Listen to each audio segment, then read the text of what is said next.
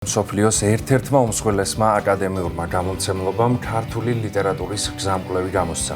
წიგნს 16 ავტორი ჰყავს. ეს არის ქართველი ლიტერატურათმცოდნეების მიერ მომზადებული 500 გვერდიანი ფუნდამენტური ნაშრომი და მოგვითხრობს ქართული მწერლობის საკვანძო ეტაპების შესახებ დასამაბიდან დღემდე. თემას სასაუბროდ შემოგვერთდა გამოცემის თანაავტორი, რედაქტორი და თბილისის სახელმწიფო უნივერსიტეტის პროფესორი ალბატონი ირმა რატიანი. დილამშვიდობისა, მოგესალმებით ალბატონო ირმა. დიდი მადლობა სტუდიაში მოგბრძანებისთვის. საუბარია Brill Publishing-ზე, ესეც რომ ვუთხრათ მაყურებელს ერთ უმსხვილეს აკადემიურ გამომცემლობას. მოკლედ ეს არის ნაშრომი, თავად გენიალური სიტყვა, რომელიც ზუსტად შეესაბამება ალბათ იმ საქმიანობას, რაც თქვენ და იმ ავტორებმა გააკეთეთ და აკეთებდით წლების განმავლობაში ალბათ. პირველ რიგში იდეისა და შინაარსის შესახებ რომ გვითხრათ, როგორ გაჩნდა ეს იდეა, რას მოგვითხრობს, რა არის მისი შინაარსი და რატომ არის ასეთი მნიშვნელოვანი და ნამდვილად ფუნდამენტური ნაშრომი და უნიკალური შესაძლებლობა მკითხველისთვის. დილამშვიდობისა, მივესალმები თქვენს მაყურებელს. დიახ, ეს იდეა, რა თქმა უნდა, ხა ერთ წუთში არ დაბადებულა. ქართული ლიტერატურის ინსტიტუტი და ზოგადად თანამედროვე ქართული ლიტერატურათმცოდნეობითი სივრცე ნამდვილად მეთოდურად ბოლო წლების განმავლობაში მიიწევდა ჩვენი მწერლობის ინტერნაციონალიზაციისაკენ. ძალიან ბევრი შრომა იქნა გაწეული ამ მიმართულებით, ეს იქნება საერთაშორისო კონფერენციები, საერთაშორისო პუბლიკაციები, ლექციები სოფლიოს სხვადასხვა საუნივერსიტეტო ცენტრებში და ასე შემდეგ და ალბათ როგორც ჩანს მთელი ამ დიდი აქტივობის შედეგი იყო ის, რომ 5 წლის წინ ჯერ კიდევ კოვიდი არ იყო სიტყვათ ბოლომდე დასრულებული, მე დამიკავშირდნენ ბრილის გამომცემლობიდან და მითხრეს, რომ უკვე არსებობს სერიოზული ინტერესი ქართული ლიტერატურის მიმართ და თუ თქვენ იქნებით თანახმა, რომ უხელმძღვანელოთ ასეთ პროექტს და შეიქმნას ქართული ლიტერატურის გზამკვლევი, რასაკვირველია შოთა რუსთაველის სახელობის ქართული ლიტერატურის ინსტიტუტის მეცნიერთა ბაზაზე. თუმცა აქვე აღნიშნავ, რომ ამ წიგნში წარმოდგენილია ძირითადად ქართული ლიტერატურის ინსტიტუტის მეცნიერთა ნაშრომები, მაგრამ ასევე არიან პროფესორები თბილისის სახელმწიფო უნივერსიტეტიდან, ილიას უნივერსიტეტიდან, ასე რომ ეს არის ძალიან გაერთიანებული ძალებით შექმნილი პროდუქცია. დიახ, ალბატონო ირმა, ჩვენ ეთერს გარეთაც ვსაუბრობდით და თქვენ აღნიშნეთ, რომ რაც ლიტერატურის ინსტიტუტის დირექტორი ვარ, მივდიოდი სულ ამ პროექტისკენო და მაინც რა არის ამ პროექტის განსაკუთრებულობა, რატომ არის ეს Brill Publishing-ი თვითონ ეს გამომცემლობა ესეთი განსაკუთრებული, რამდენიმე სიტყვა ამ თემაზეც რომ გითხრათ. რა თქმა უნდა, დიახ, ჩვენ მოგზალებულად ვწერთ, რომ ერთ-ერთი უმსხვილესი გამომცემლობა, ალბათ შეიძლება ითქვას, რომ ყველაზე მსხვილი აკადემიური გამომცემლობა, რომელიც დღეს ფუნქციონირებს ჰუმანიტარული მეცნიერებების მიმართულებით. ბრილის გამომცემლობა დაარსდა მე-17 საუკუნეში ნიდერლანდებში და წარმოიდგინეთ უკვე იქიდან იწყება მისი ისტორია. პრიორიტეტი ყოველთვის იყო ჰუმანიტარული კვლევები. ახლა ყველაზე დიდი სათა ოფისი ბრილის ამჟამად არის ბერლინში და ისევ ნიდერლანდებში, რა თქმა უნდა, შენარჩუნებულია. მაგრამ ოფისები არის უკვე ევროპის და მსოფლიოს სხვადასხვა ქალაქებში, ვინაიდან ისინი ფუნქციონირებენ ძალიან წარმატებულად. ამიტომ მოხვედრა ბრილში, ის რომ შენ ასე ვთქვათ, ამ გუნდთან უნდა იმუშაო პროფესიონალების, ეს უკვე დიდი პატივია და ამავე დროს ძალიან რთულია. ვინაიდან მთელი ეს 5 წელი ეს არ იყო მხოლოდ ის, რომ ჩვენ შევათანხმეთ შინაარსი, ჩვენ შევათანხმეთ სხვადასხვა ქვეთავები, თავები, სტატიები, ავტორები.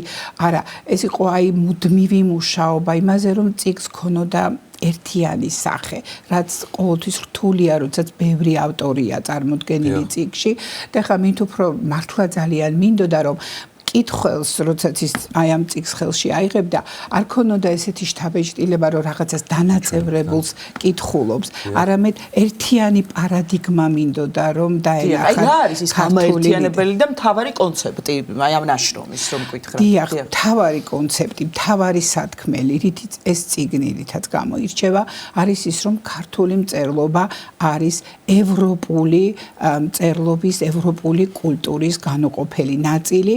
ახლა ეს ახალი ამბავი არ არის, რომ ქართული მწერლობა დასავლური ქრისტიანობის კონცეფტზე არის აღმოცენებული, სწორედ მას შემდეგ იწყება ჩვენი მწერლობის ისტორია, ამიტომ უკვე ადრეულ შუა საუკუნეებში ქართულ ლიტერატურაში ადრეული შუა საუკუნეების ყველა პრაქტიკულად ლიტერატურული ჟანრია წარმოდგენილი და აი ესეთი ძალიან ძლიერი საყრდენი კონცეპტუალური აღმოჩნდა ალბათ კეთილად საბედისწერო ქართული მწერლობისთვის, იმიტომ რომ აი დღემდე აი რაღაც თლიანი პარადიგმა გრძელდება.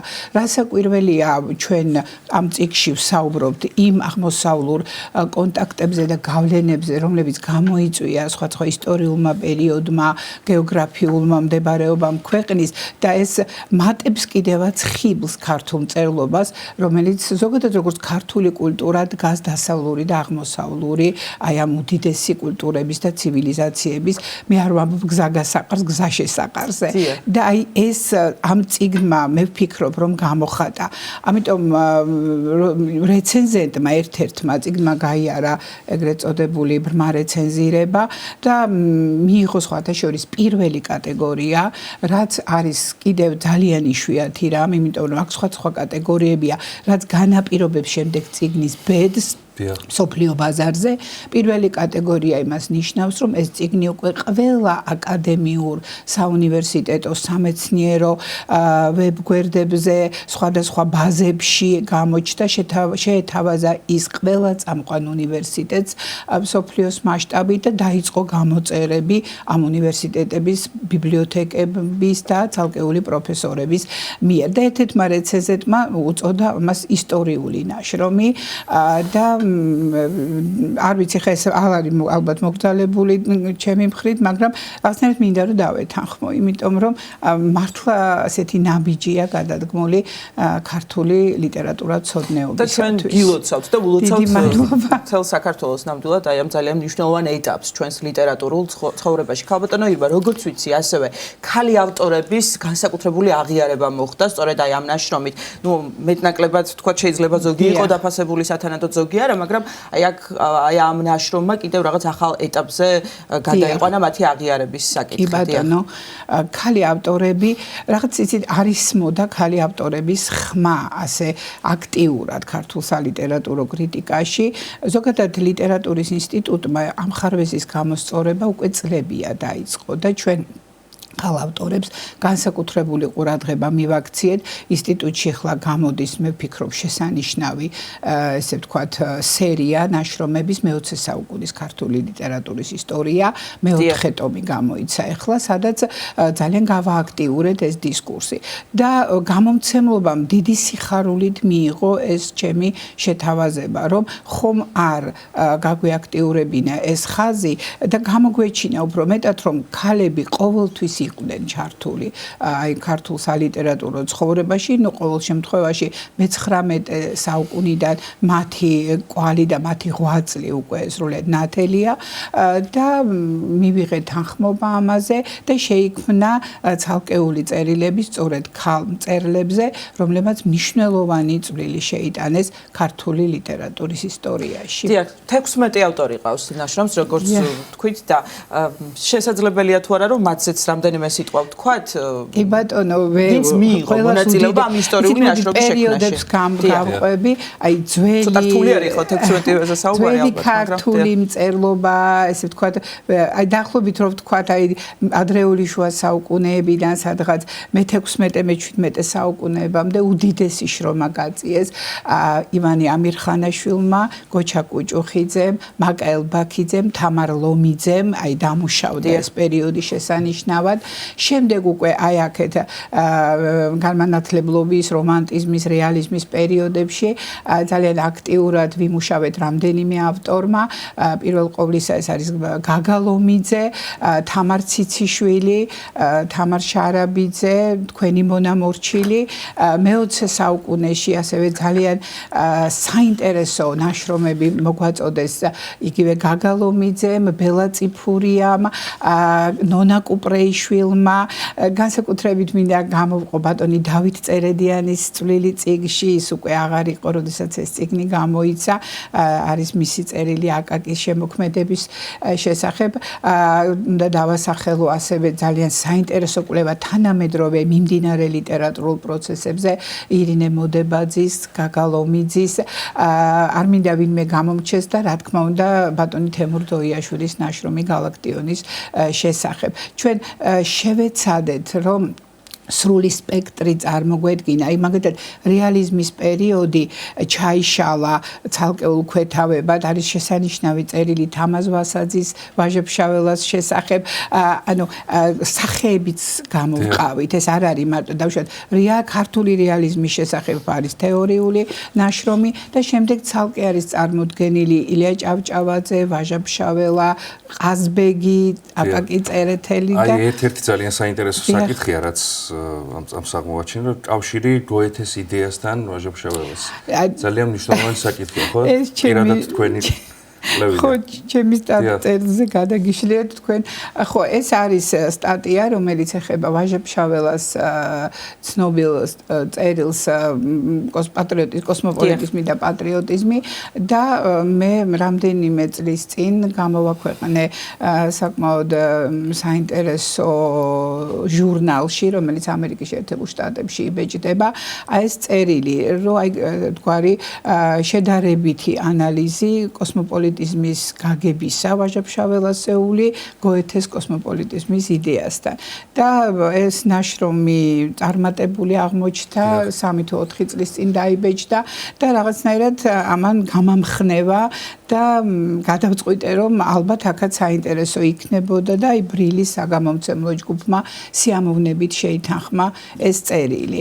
ანუ ერთგვარი აი ეს შედარებითი ანალიზი, ანუ ის რაღაცა საერთო ხაზები და ის ძალიან დიდი განსხვავებები, რომლებიც აი კოსმოპოლიტიზმის ანალიზის შემთხვევაში ჩვენ გვაქვს ამ ორ გენიალურ ავტორთან. დიახ. თავბატონო ირმა, ჯერ არ ყოფილა წარდგენა, როგორც ვიცით, ესე ოფიციალური მასშტაბური და ჩვენ გვაქვს ესე ექსკლუზივი, რომ მაყურებელს ეს ისტორიული ნაშრომი წარმოდგინოთ. სად არის ხელმისაწვდომი და დაინტერესებულ პირებს, ადამიანებს სად შეუძლიათ რომ შეიძინო? დიახ, ეხლა ეს ცოტა სევდიანი ბრჭყალებში თემა, იმიტომ რომ ძალიან ძვირია სამწუხაროდ.